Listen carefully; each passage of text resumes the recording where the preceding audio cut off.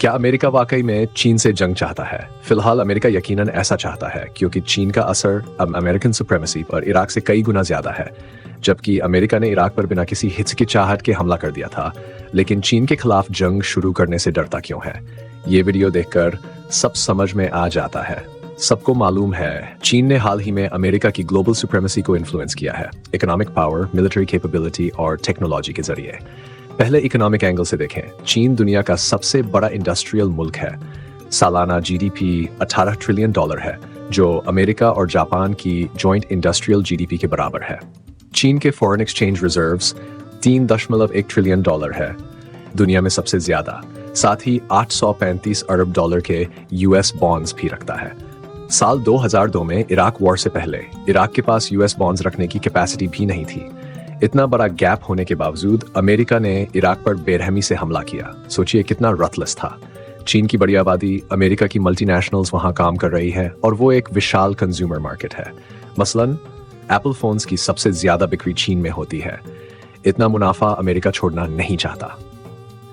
America को सबसे ज्यादा चिंता है, चीन की मिलिट्री टेक्नोलॉजी रोज तेजी से एडवांस हो रही है। कई नए हथियार दुनिया के सामने आ चुके हैं। पूरा और मॉडर्नाइज लड़ाई का सिस्टम डेवलप हो चुका है। ग्राउंड फोर्सेस मैकेनाइज्ड और इंफॉर्मेशन बेस्ड है। 99A main battle tank, 4A infantry fighting vehicle, fire power और मोबिलिटी में जबरदस्त। नेवी 3 मेजर फ्लीट्स की लीडरशिप में टाइप 5-5 डिस्ट्रॉयर्स और न्यूक्लियर सबमरीन्स की बड़ी तादाद, स्ट्रॉन्ग कोस्टल डिफेंस और डीप सी ऑपरेशंस की कैपेबिलिटी।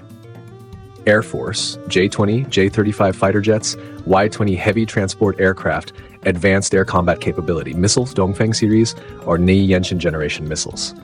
हालांकि अमेरिका के पास मिलिट्री टेक्नोलॉजी में अब भी एज है, लेकिन चाइना से वार का मतलब दोनों के लिए भारी नुकसान है। अमेरिका बेवकूफ नहीं है, वो कभी ऐसी लड़ाई नहीं लड़ता जिसमें जीत की गारंटी ना हो। अगर वही इराक वाला स्टैंडर्ड चीन पर लागू होता तो कब का हमला हो चुका होता। कुल मिलाकर अमेरिका चीन पर हमला नहीं करता, क्योंकि एक तरफ चीन की बॉर्डर पर लड़ना पड़ेगा जहां उसकी डिफेंसिव कैपेबिलिटी बेहद मजबूत है, अमेरिका को जीत का यकीन नहीं। दूसरी तरफ चाइना यूएस के बीच फाइनेंशियल इंटरडिपेंडेंस है। चीन सप्लाई चेन को रोक सकता है, यूएस बॉन्ड्स बेच सकता है और डॉलर की ग्लोबल वैल्यू को चैलेंज कर सकता है।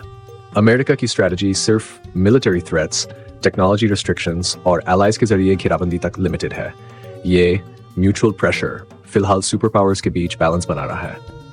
सादा लफ्जों में कहें तो बड़ी ताकतों की लड़ाई सिर्फ तब होती है जब हित टकराए और टेक्नोलॉजी में किसी का पलड़ा भारी हो, तभी अमेरिका चीन पर हमला करेगा।